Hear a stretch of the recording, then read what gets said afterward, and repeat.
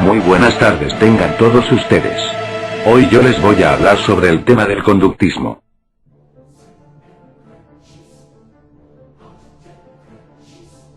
Bien. ¿Qué es el conductismo?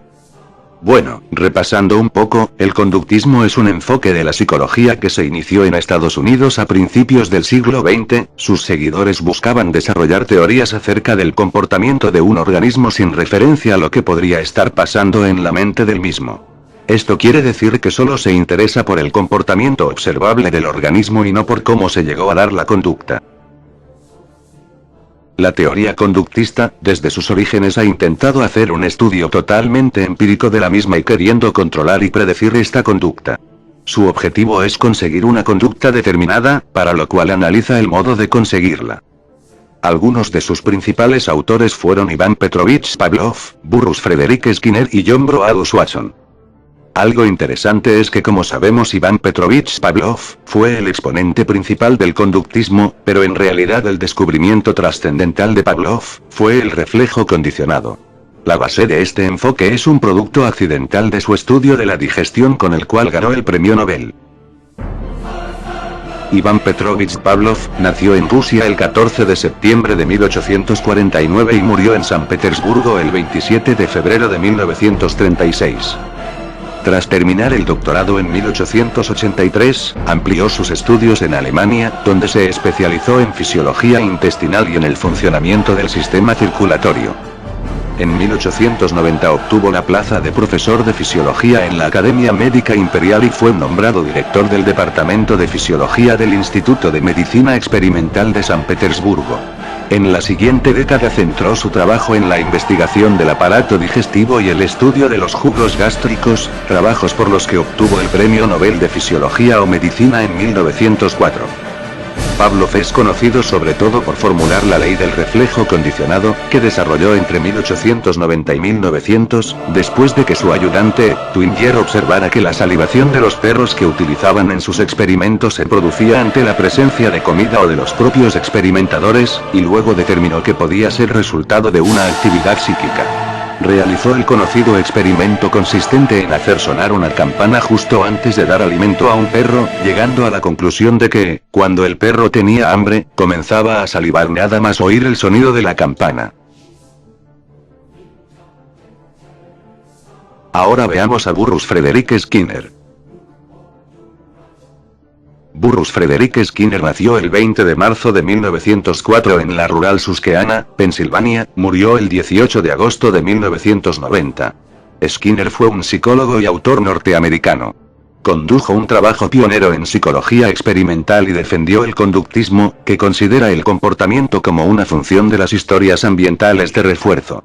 Escribió trabajos controvertidos en los cuales propuso el uso extendido de técnicas psicológicas de modificación del comportamiento, principalmente el condicionamiento operante, para mejorar la sociedad e incrementar la felicidad humana, como una forma de ingeniería social. Uno de los experimentos más famosos de Skinner fue cuando examinó la formación de la superstición en uno de sus animales de experimentación favoritos, la paloma. Skinner puso a unas palomas hambrientas en una caja unidas a un mecanismo automático que suministraba comida a la paloma, a intervalos regulares independientemente de lo que la paloma hiciera. La actividad que la paloma estuviera haciendo en el momento antes del suministro de comida, sería la actividad que la paloma continuaría haciendo. Un pájaro fue condicionado para dar vueltas a la jaula en el sentido contrario de las agujas del reloj, unas 2 o 3 vueltas por reforzamiento, otro erguía su cabeza hacia una esquina de la jaula. Otras 2 desarrollaron un movimiento pendular del cuerpo y la cabeza. El experimento parece mostrar una pequeña superstición. El pájaro se comportaba como si hubiera una relación causal entre el comportamiento suyo y la administración de comida, aunque esa relación era inexistente. Hay muchas analogías en el comportamiento humano. El ritual de cambiar la suerte de uno a las cartas es habitual.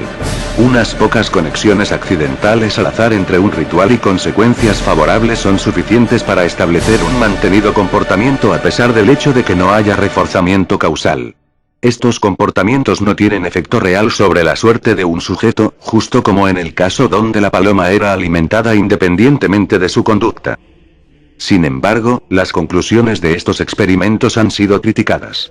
Se aporta que las palomas desarrollan todas los mismos comportamientos supersticiosos, y no comportamientos distintos, como había predicho Skinner. Por ese y otros datos se supone que lo que hizo en realidad Skinner fue un entrenamiento de condicionamiento clásico. Y por último John Broadus Watson. Él nació en Greenville, el 9 de enero de 1878 y falleció en Nueva York el 25 de septiembre de 1958. Fue el psicólogo estadounidense fundador del conductismo. Él fue uno de los psicólogos americanos más importantes del siglo XX, conocido por haber fundado la Escuela Psicológica Conductista, que inauguró en 1913 con la publicación de su artículo La psicología tal como la ve el conductista. Es célebre la frase, que él mismo admitió como exageración, en la que sostiene que tomando una docena de niños cualesquiera, y aplicando técnicas de modificación de conducta, podría conseguir cualquier tipo de persona que deseara. Él dice: denme una docena de niños sanos, bien formados, para que los eduque, y yo me comprometo a elegir uno de ellos al azar y adiestrarlo para que se convierta en un especialista de cualquier tipo que yo pueda escoger. Médico, abogado, artista, hombre de negocios e incluso mendigo o ladrón. Prescindiendo de su talento, inclinaciones, tendencias, aptitudes, vocaciones y raza de sus antepasados. Watson también es conocido por su controvertido experimento con el pequeño Albert, realizado junto a Rosalie Rainer, su asistente personal. Él pasó a la historia de la psicología por los experimentos realizados junto a Rosalie Rainer para demostrar sus teorías acerca del condicionamiento de la reacción de miedo en un niño de 11 meses de edad y que ha pasado a la historia con la denominación de pequeño Albert. En él, Watson pretendía demostrar cómo los principios del condicionamiento clásico, recientemente descubierto por Ivan Pavlov, podían aplicarse en la reacción de miedo de un niño ante una rata blanca. Albert fue escogido como sujeto de experimentación por su gran estabilidad emocional. Mediante el experimento, Watson pretendía demostrar cómo podía condicionar la reacción de miedo de Albert hacia una rata blanca, que inicialmente no provocaba en el niño ninguna reacción aversiva, cómo podría generalizar esta conducta a otros estímulos similares y, por último, cómo eliminar esta conducta. El experimento dio comienzo cuando Albert tenía 11 meses y 3 días. Consistía en presentar al niño un objeto de color blanco al tiempo que un ruido fuerte, que se lograba golpeando una barra metálica detrás de la cabeza del niño. Después de varios ensayos, el niño sollozó ante la presencia de una rata, y posteriormente generalizó su respuesta a otros estímulos: un perro, lana, un abrigo de piel, etc. El experimento no pudo llegar a término, no alcanzándose la fase de descondicionamiento, debido a que Albert fue sacado de la unidad hospitalaria en que se encontraba antes de su conclusión.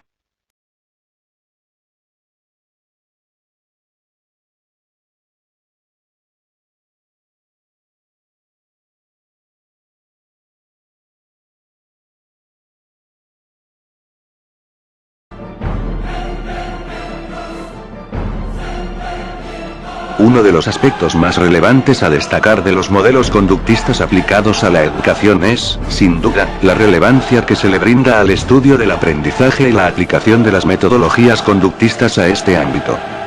La idea principal del modelo conductista es que el ser humano está determinado por su entorno y que la única manera de entender su comportamiento es a través del estudio de sus conductas observables.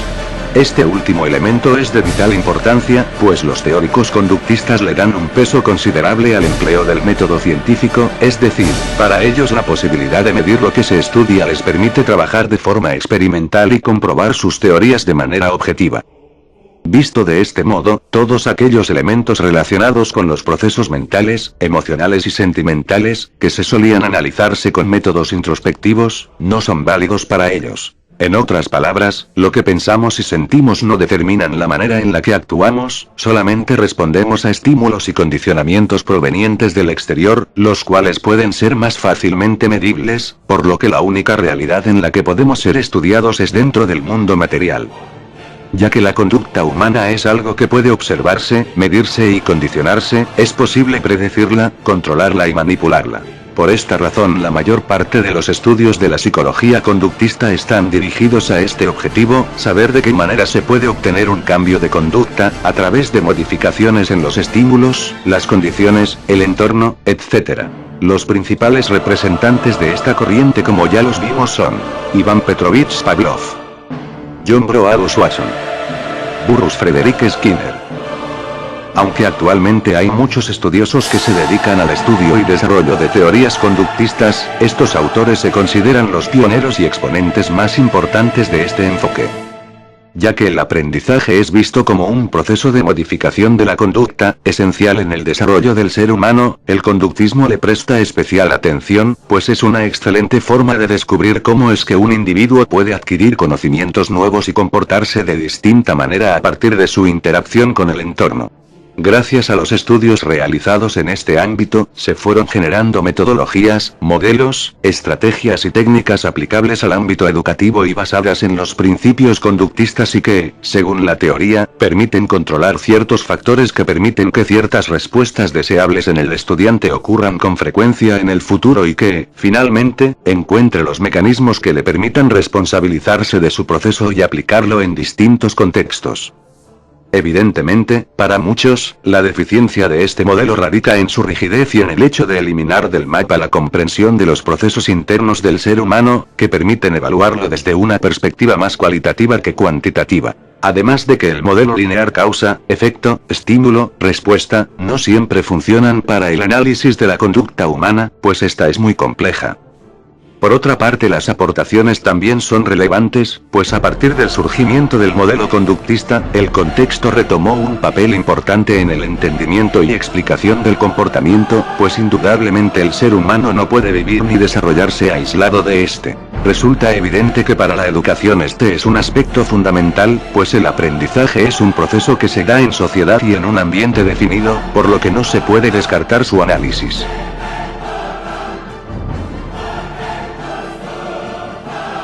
La enseñanza es de carácter asociativo, porque se establece una asociación entre el estímulo y la respuesta de aprendizaje. También es mecanicista porque ante el estímulo determinado, automáticamente o mecánicamente, se espera la respuesta esperada y memorístico porque, más allá del desarrollo de la capacidad de pensar, se favorece la atención, la visualización, la escucha, la manipulación, la experimentación, la observación de situaciones y demostraciones o ejemplificaciones, para recordar, evocar o memorizar los resultados de cada una de estas formas de exponer situaciones para el aprendizaje, por lo que se sustenta en un aprendizaje condicionado, operante o instrumental, de donde surgen determinadas conductas. Se entiende el aprendizaje como una respuesta de las personas ante determinados estímulos, por lo que el profesor tiene como tarea organizar la enseñanza de tal forma que va presentando estímulos a los alumnos, objetos, situaciones, para que ellos vayan teniendo una respuesta ante estos, con lo que se afirma, se va aprendiendo. En caso de que no se dé el aprendizaje esperado, el profesor ofrece a los alumnos una segunda experiencia o reforzamiento de la situación. Si se da el aprendizaje, entonces el profesor ofrece un estímulo positivo. La evaluación se centra en el producto del alumno.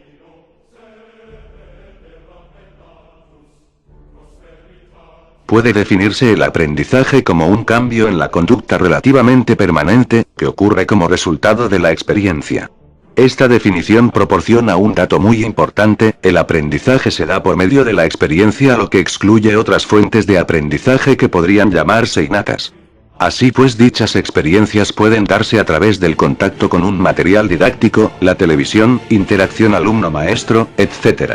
De esta forma se entiende que la información puede llegar de fuentes muy diversas que provocan el cambio necesario para que se dé el ajuste, ya sea social, educativo, interpersonal, etc.